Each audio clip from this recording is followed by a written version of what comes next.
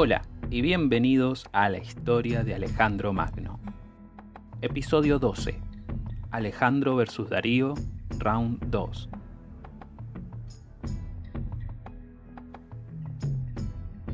En el 331 a.C., Alejandro dejó Tiro y esta vez estaba finalmente confiado de ir al este, con toda la costa mediterránea en su poder.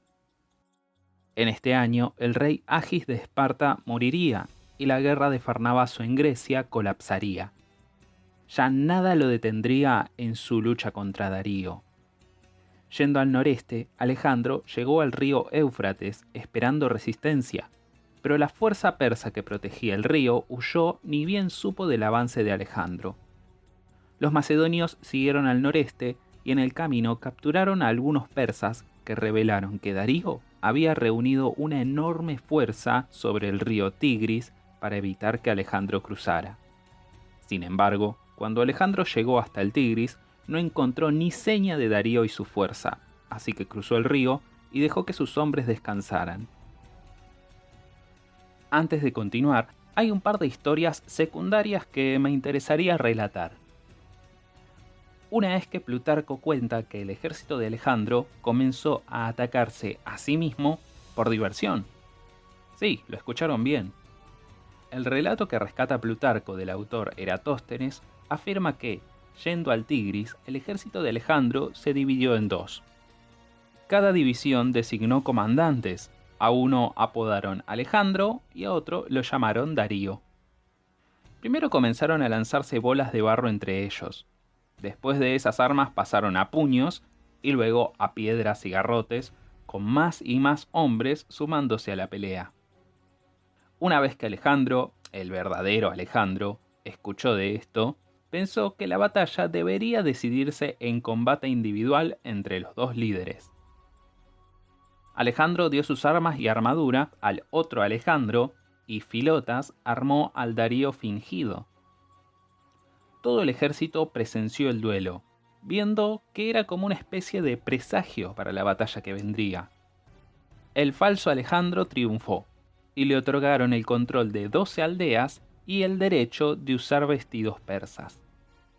Lo curioso es que esto muestra que Alejandro usaba el tema de los vestidos persas como una recompensa a esta altura de la campaña, una señal de lo que vendría. Pero este punto tampoco es tan importante, ya que no sabemos si el relato es ficticio, y al mismo Plutarco pone en duda su veracidad. La otra anécdota cuenta que, alzando su campamento después de cruzar el Tigris, hubo un eclipse lunar casi total. Ante esto, Alejandro hizo lo más prudente y ofreció un sacrificio a los dioses.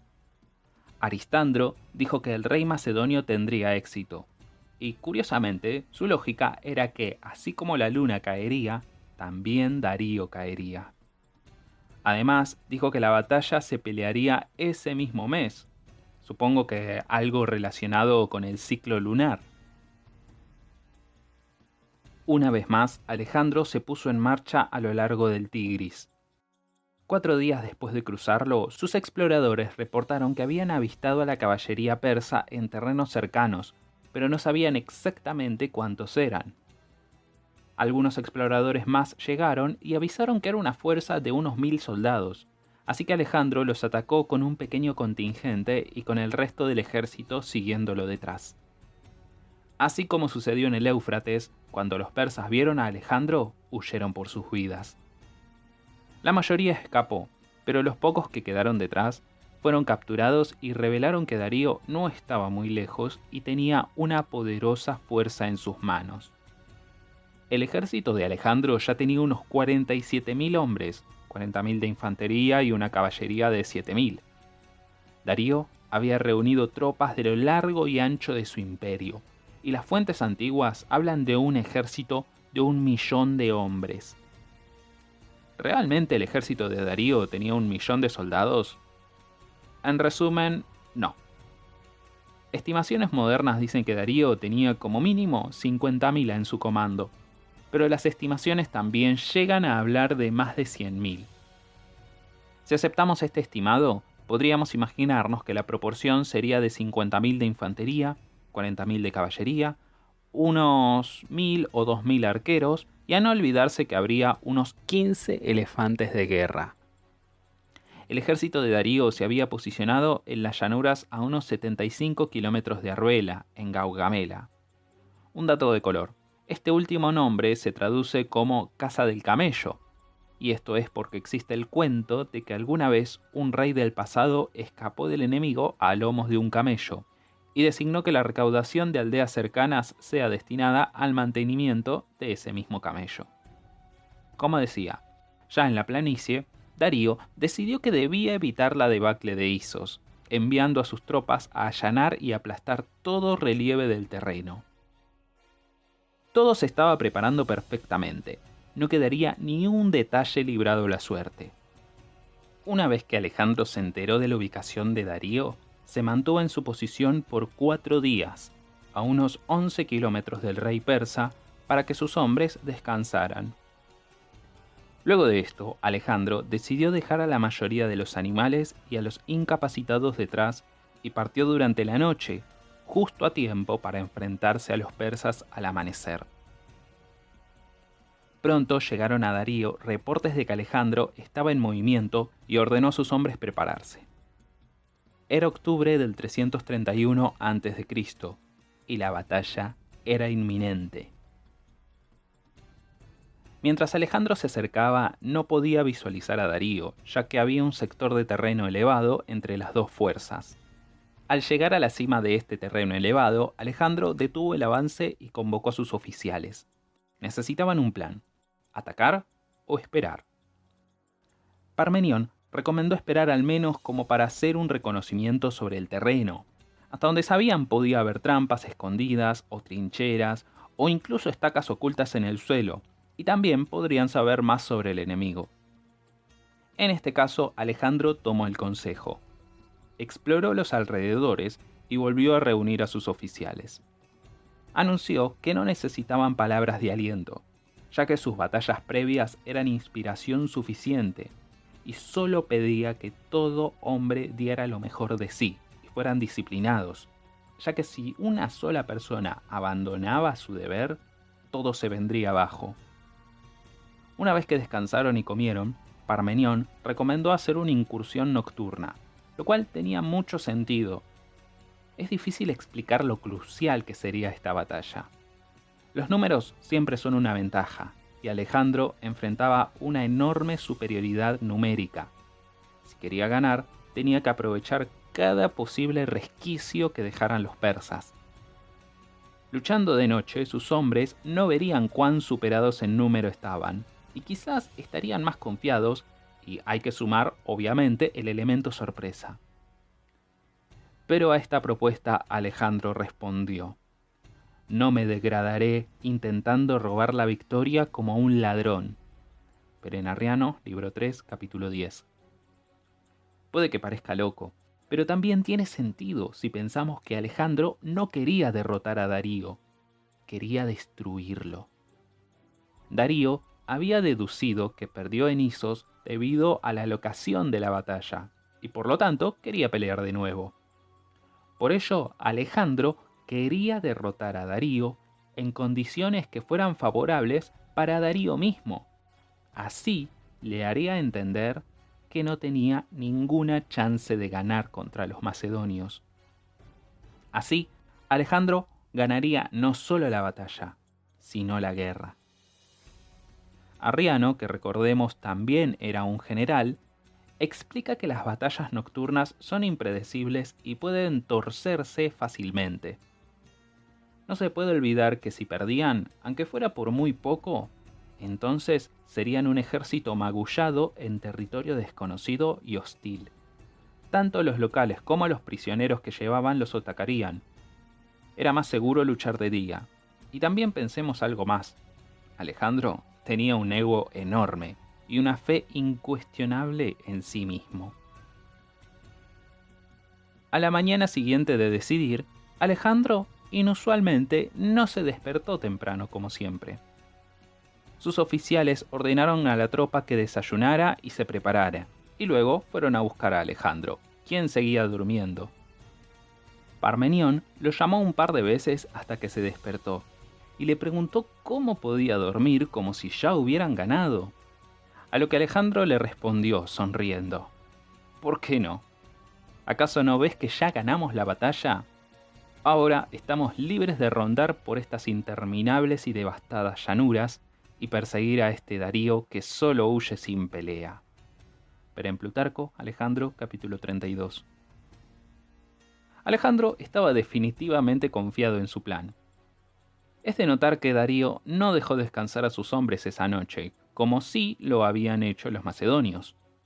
Los mantuvo en posición de batalla esperando un ataque nocturno.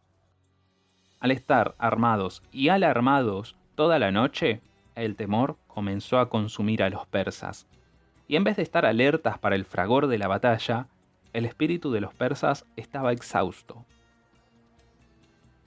Darío estaba en el centro de su formación, igual que Enisos, rodeado de lo mejor de su infantería y arqueros, con los elefantes justo frente a su línea frontal y la caballería y carros de batalla en los flancos. El ala izquierda estaba al mando del sátrapa Besos, un nombre que tendremos que recordar. Detrás de toda esta línea se encontraba el resto de la infantería. Por su lado, Alejandro tenía la falange en el centro de su ejército. Él mismo y Parmenión comandaban cada uno de los flancos en el ala derecha e izquierda respectivamente. A cada lado de ellos había más caballería e infantería ligera, con una segunda falange de reserva detrás. Las dos fuerzas comenzaron a acercarse, y Alejandro se fue moviendo hacia su derecha, movimiento que los persas intentaron interceptar, pero Alejandro permaneció imperturbable y siguió su rumbo. Siguió derecho hasta llegar a la zona que los persas habían allanado. Como los persas no querían llevar sus carros al relieve más difícil, se lanzaron contra la caballería de Alejandro. Se trabó un feroz cuerpo a cuerpo, con los persas intentando expulsarlos, pero los macedonios los superaron. En ese momento, los persas lanzaron sus carros falcados contra Alejandro, pero los proyectiles macedonios los inutilizaron y el resto de la caballería mató a los conductores de los carros. De los que sobrevivieron esto, se ordenó a la infantería persa romper filas y cargar y morir luchando contra los guardias y los pajes reales macedonios. En conclusión, la izquierda persa no marchaba nada bien. Así que Darío lanzó su estrategia maestra. ¿Qué plan tenía el rey persa bajo la manga? Quizás una maniobra secreta, unas fuerzas escondidas, una valiente carga de caballería. No, no y no. Simplemente usaría sus números superiores para rodear a los macedonios y matarlos. No era el plan más original, pero al menos era lógico. Envió el grueso de su infantería contra la infantería macedonia y ordenó a la caballería de su izquierda ganarle el flanco a la derecha macedonia. ¿Cómo podría esto salir mal? Bueno, los persas atacaron a Alejandro, correcto, pero esto creó un problema. Esas tropas que se movieron para flanquear a Alejandro, al alejarse crearon una brecha en la línea persa. Esto era lo que Alejandro esperaba. Él cargó contra esa brecha junto a sus compañeros e infantería pesada. Justo como en el Gránico y justo como en Isos, la infantería persa estaba clavada contra la infantería macedonia. Y como en el Gránico y como en Isos, Alejandro y su caballería había flanqueado la principal línea persa y cargó contra ella, matando todo a su paso. Alejandro destrozó a los persas, acercándose al centro y a Darío, y en ese momento, el rey de reyes persa huyó, siendo perseguido por el rey de Macedonia.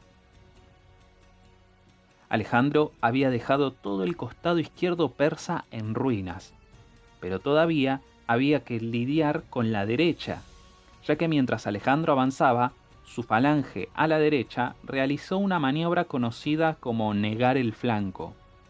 Se paró a la izquierda de su falange para formar una nueva línea diagonal que protegiera el ala izquierda de un flanqueo. Mientras Alejandro avanzaba a la derecha, Parmenión y la izquierda no podían seguirle el paso a su carga, y apareció una brecha entre los macedonios.